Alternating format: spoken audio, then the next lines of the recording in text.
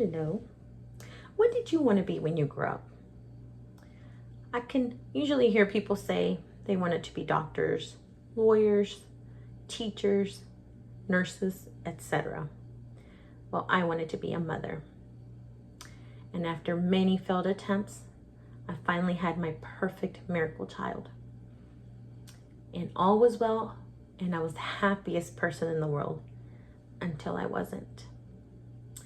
I began feeling depressed, an overwhelming feeling of sadness and anxiety.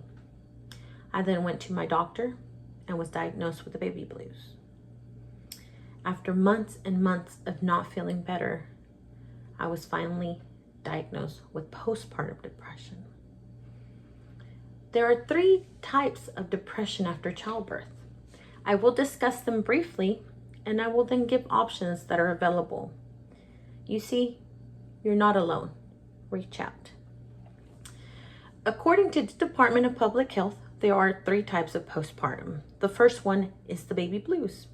It's the most common, and it's a mild, brief type of depression. Approximately 50% of new mothers experience this, and it typically goes away after a few short months. The second one is postpartum depression. This is an intense sense of sadness, anxiety, and despair within the first year. The third type of depression, postpartum, is postpartum psychosis. This is rare but very serious, as it may cause a mother to lose complete touch of reality, and they may have thoughts of harming themselves or their child. Did you know that men also experience postpartum depression? According to the Bureau of Family Health, 1 in 10 fathers worldwide experience postpartum depression due to the increasing responsibilities and sleepless nights. You're not alone. Reach out. Do you remember the high-profile case of Andrea Yates? She was a former nurse from Houston, Texas. She drowned all 5 of her children, ranging from 6 months to 7 years, one by one, in June of 2001. Yates had a long history of mental illness, beginning with the birth of her first child. Andrea and her husband were even told not to get pregnant again after having her 4th child, because her postpartum psychosis would return. They disregarded this, and she became pregnant shortly after. 6 months after that birth of little Mary, she would drown them one by one. Rusty Yates, Andrea's ex-husband, told CBS News, if they had given her the same medicine that worked before, if they had left her in the hospital until she was well, any number of things in her medical treatment, and this would have never happened. George Parnham, who was Yates' defense attorney, once told a news article that Yates grieves for her children every day, often watching home videos of the kids who she killed.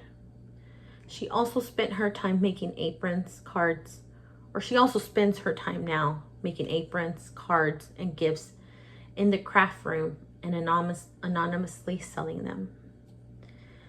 The money goes to the Yates Children Memorial Fund, which was founded by Parnham and his wife Mary, and dedicated to women's mental health, particularly postpartum mental health. You are not alone. Speak up. Counseling is one of the ways you can get help.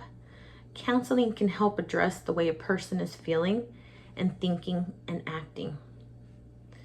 Counseling can teach a new mother on how to better cope with stress and manage feelings.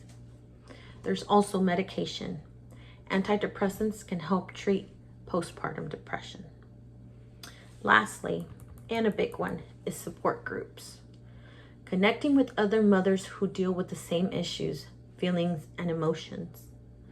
It helps to feel validated and knowing you aren't crazy and I am not alone. Speak up and reach out. For more information on help or support, visit the website cdc.gov. They have great resources. Thank you again. And don't forget, speak out.